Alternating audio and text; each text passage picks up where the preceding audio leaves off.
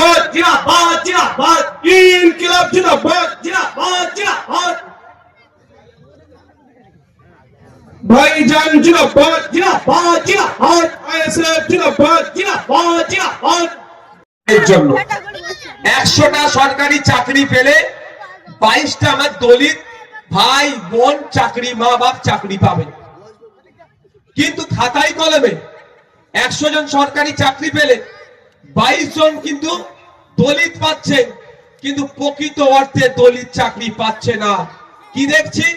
দলিতের জায়গায় নন দলিত fake SC certificate বানিয়ে চাকরিগুলো নিয়ে নিচ্ছে তাই আমরা ইন্ডিয়ান সেকুলার ফ্রন্ট এর প্রতিবাদ জানাচ্ছি আপনার এই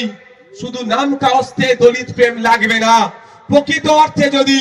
দলিত প্রেম হয় তাহলে দলিতদের নামে যারা ফেক সার্টিফিকেট বানিয়ে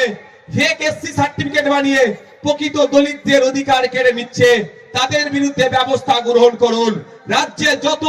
ফেক সার্টিফিকেট ইস্যু হয়েছে সবগুলোকে আপনারা বাতিল করুন